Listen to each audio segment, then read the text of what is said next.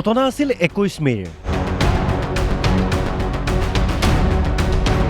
পিছে হৈছিল কি ৰাজীৱ ভৱনত? দৰ্শকসকলক মনত পেলাই দিছো। ধৰ ধৰ মাৰ মাৰ। চলি আছিল বিৰোধী দলপতি নিৰ্বাচনৰ বাবে বৈঠক। সভাত উপস্থিত আছিল প্ৰদেশ কংগ্ৰেছৰ সভাপতি, সাংসদ আৰু নতুনকৈ নিৰ্বাচিত হোৱা 19 গৰাকী বিধায়ক। পিছে হঠাৎ ৰাজীৱ ভৱনৰ ভিতৰৰ পৰা আহিল ধৰ ধৰ মাৰ মাৰ শব্দ। কিছু সময়ৰ পিছতে শেষ হ'ল সভা। ওলাই আহিল APCCৰ সভাপতি গৌৰৱ গগৈ। সাংবাদিকে গৌৰৱ গগৈক কৰিলে প্ৰশ্ন, লগে লগে উত্তৰ গৌৰৱ গগৈৰ। এইটো যে আমি যেতিয়া কাৰোবাৰ পইণ্ট সমৰ্থন কৰোঁ তেতিয়াওতো আমি ধৰ ধৰ ধৰ কৰোঁ। যেতিয়া কোনোবা ভাল যুক্তি দি আমি ধৰ ধৰ নকৰোঁ নেকি? এইটোতো আমাৰ অভিজ্ঞতা। আপোনাৰ এতিয়া সেইটোৱে আমাৰ সমস্যা। আমি আমাৰ বৈঠকত আমি সাংবাদিকসকলক ভিতৰত বহাব নোৱাৰোঁ।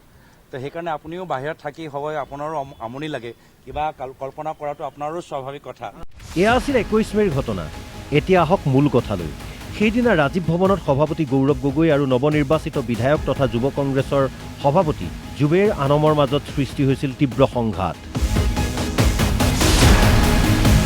সেইদিনা সভাত সৃষ্টি হোৱা সেই সংঘাতৰ বিচাৰ কৰিবলৈ শুকুৰবাৰে গুৱাহাটীত উপস্থিত হয় কংগ্ৰেছৰ ৰাষ্ট্ৰীয় নেতৃত্ব। ৰাজীৱ ভৱনত উপস্থিত হৈয়েই সেইদিনাৰ ঘটনাৰ আওপকীয়াকৈ স্বীকাৰ কৰিলে ৰাষ্ট্ৰীয় আদিবাসী কোষৰ অধ্যক্ষ ডক্টৰ বিক্ৰান্ত ভুৰিয়াই। ক'লে, সেইদিনা বৈঠকত থকা সকলো বিধায়কৰে ভাষ্য শুনিব বিক্ৰান্ত ভুৰিয়াই। বিষয়টো ৰাষ্ট্ৰীয় যুৱ কংগ্ৰেছৰো দৃষ্টিগোচৰ হৈছে। সকলোৰে ভাষ্য গ্ৰহণ কৰি AICCক দাখিল কৰা হ'ব প্ৰতিবেদন।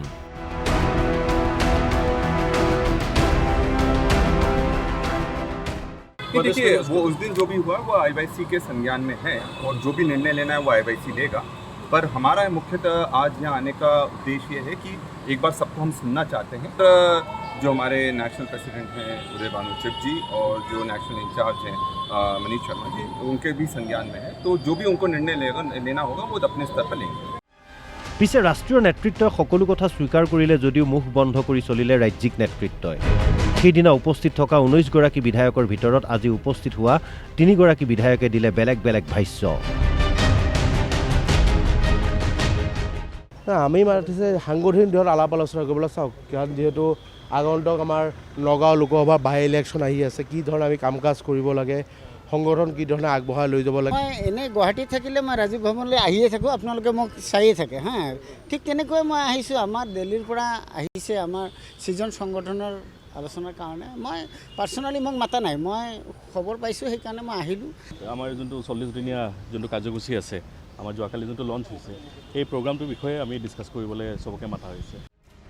ৰাষ্ট্ৰীয় নেতৃত্বই স্বীকাৰ কৰাৰ পিছতো সেইদিনাৰ ঘটনাৰ কথা আজিও অস্বীকাৰ কৰিলে 3 গৰাকী বিধায়কে। কি দায়িত্বত আছে বিক্ৰম মানে কি দায়িত্বত আছে মানে তেখেতক এতিয়ালৈকে আমাৰ ওপৰৰ পৰা পঠোৱা হৈছে, দেখা যাব সেইখিনিতো এতিয়া বহুত অতীত হৈ গ'ল না। অতীতটো বৰ্তমান হৈছে মানে আজি নহয়, মই সেইখিনি সম্পৰ্কে একো নাজানো।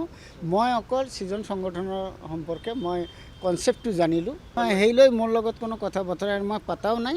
আৰু সেইখিনি কথা আপোনালোকে বহুত নিউজ বজালে হা, তাত মই দেখোন একোৱেই নাছিলে। আৰু সেইটোলৈ ক'ব লগা একো আছে নেকি? 21 মে' কেতিয়াবা অতীত হৈ গ'ল। সেই দুজন বিধায়ককতো লগ পোৱা নাই, কিন্তু মই যিমানখিনি জানো এইখিনিয়ে ক'ব পাৰিম।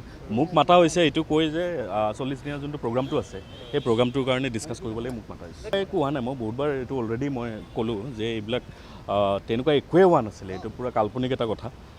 ৰাজীৱ ভৱনত সৃষ্টি হোৱা ঘটনা আৰু হুলস্থুলীয়া পৰিৱেশ ক'ৰবাত নহ'লেও ক'ৰবাত যে অলপ সঁচা প্ৰমাণ কৰিলে আজিৰ কথা বতৰাই।